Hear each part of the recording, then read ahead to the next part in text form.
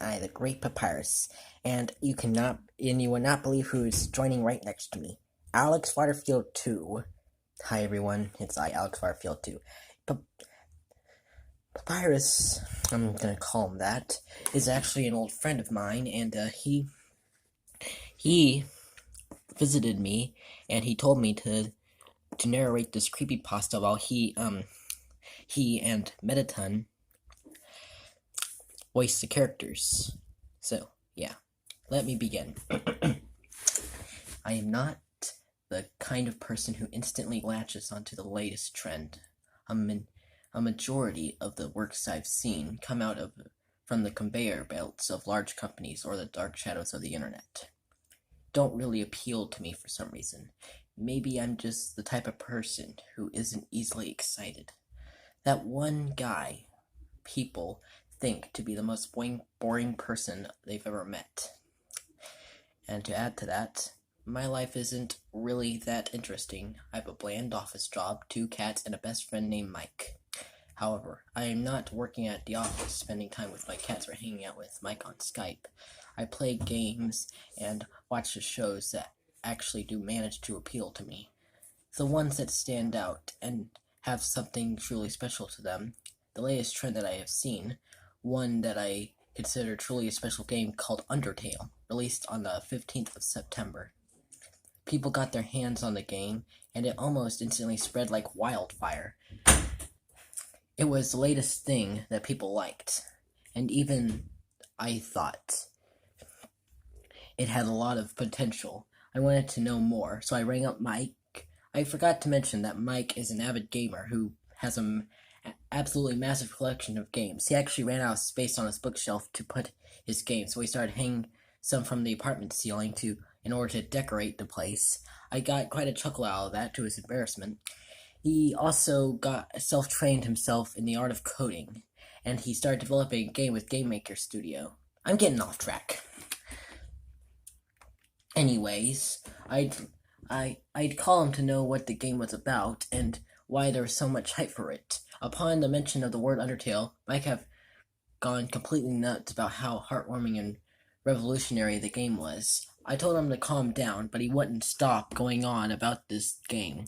So I thanked him, hung up, and decided to purchase the game for myself. And what do you know? He was right. The game was good, even in my eyes, and it sure knew how to affect the player. I know that even more after what happened to me. It's better to keep that for later. When Flavia betrayed me, I gasped in surprise. When Tario hugged me right outside the exit of the ruins, it gave me a little heartache. When I entered Snowden and saw the 2 brothers' skeletal shenanigans, I laughed. For the first time in what seemed like forever, a game like this had made me laugh. I wanted to call Mike back, but I was too busy getting enthralled by this amazing game. Within the span of about 5 hours, I had beaten the neutral run. It is then I called Mike back and learned that there are 2 other runs possible to accomplish: pacifist and genocide. That might I made a personal note to do the pacifist run when I had the free time, but I had never made it a note to do the genocide run. In fact, I had never even considered killing the characters that I'd sort of come to love. It feels like they were programmed to seem almost human in a way. Like all of them were long-lost friends that you had just come to meet again, or a family altogether in a long-needed reunion. So I soon completed 2 pacifist runs after resetting my old save file, while still staying away from the genocide route as much as I could.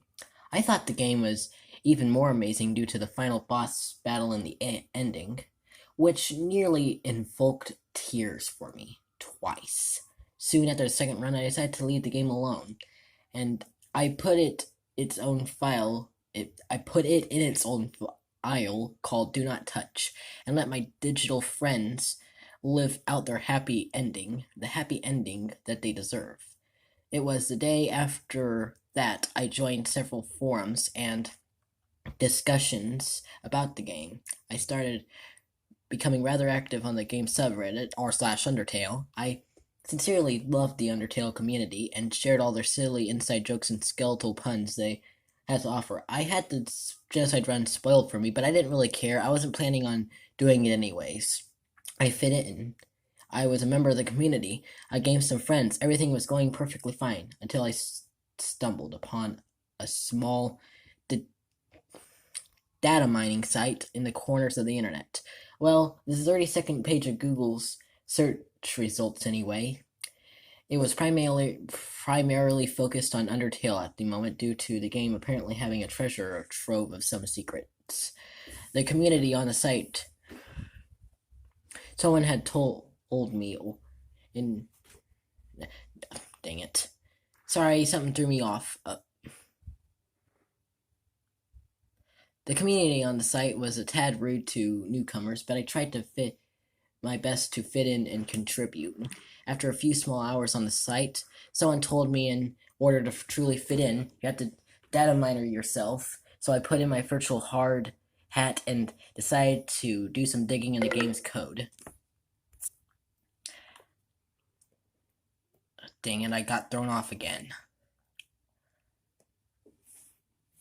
Unsure of what I would find, it was then I realized I was extremely unskilled at data mining, and to me, every single line of code was just gibberish and snacks. I think that's what that word is.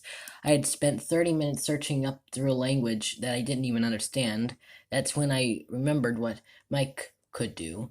So I rang up Mike again and asked him if he could do a little bit of Undertale data mining for me. He was eager to do so and said that he would text me the results. I nodded my head affirmatively, even though Mike couldn't see me doing so. He hung me up shortly after. He leaned back in my swiveling chair and opened up some other games on Steam, waiting for the data mining results to come. A couple hours later, Mike sent me a text. I was too busy playing EF2 that I didn't have the time to reply. He sent me another text, and the match still wasn't over, so I kept playing. He sent me yet another text, so I let out a sigh and quit the match. I picked up my smartphone. Dude, you're not going to believe what I found, Mike said. I replied, what did you find? A download link, Mike said. I replied, in the code? Yes, Mike said. Check your email. It was then I received an email notification Mike had sent me through the download link. It was a file entitled UT Route 3. The link had taken me who looked shady enough with advertisements in every corner. It was hard to look at the actual page, and of course, there were about 5 different download buttons, 4 of which sent me to different "congratulations, you won" sort of scams. However, the 5th download link, the very small one at the bottom, actually worked. UT Route 3 was stalling. Within a few minutes, it had installed, and I had opened the file. The introduction of the game began to play. Legends say that those who climb the mountain would never return. I texted Mike, saying that it is up to the functional. He wanted to see what was going on, so he said that he was coming over to my house. Keep in mind that he was hours away. He told me not to play it yet. So I waited to around 20 minutes on that one title screen. I was distracting myself by watching a television show. It was then I received another text from Mike, and I agreed and entered the very first area of the game, the Golden Flower Patch. I moved Frisk around a bit, and nothing really seemed different than normal. The controls were the same, the graphics were the same, the music was the same. The only thing that was different was the UT underscore Route 3B73 text floating at the top. I walked over to Flowey. Everything was still generally as normal as can be. I then moved into Flowey's friendliness pellets and got the kill or be killed speech. I was determined to do a neutral run and a pacifist run, so is what I did. And as I sort of expected, nothing changed at all. After I completed the neutral route and the pacifist route, I decided to leave the version of the game alone. I was planning to be done with it, but then, that notification threw me off. Whatever. Now I found it. But when I went to close the window, I realized something. The version of the game was called UT Route 3. Route 3 must be referring to the genocide route. Since nothing nearly nothing changed on the neutral pacifist route beside the text in the corner. It was only an assumption, a suspicion. But I decided to go for it. Besides, the dialogue this time around seemed, well, empty, as if it didn't have that special feeling anymore. The characters just didn't seem real this time around. I assumed it was because I had seen the same dialogue so many times before that it had lost some of its meaning. I was a little disappointed in that some of the original spark had faded away. After thinking for a little while, and I decided to do the genocide run for the first time, I reset my pacifist save file and encountered the first wind sun. I knew what I had to do, so I did. For the first time, I had hit the fight button with full intent. I never fought another monster before, not even in a neutral run. The only reason I received a neutral ending in the first place because I didn't meet the other requirements to do for the pacifist ending.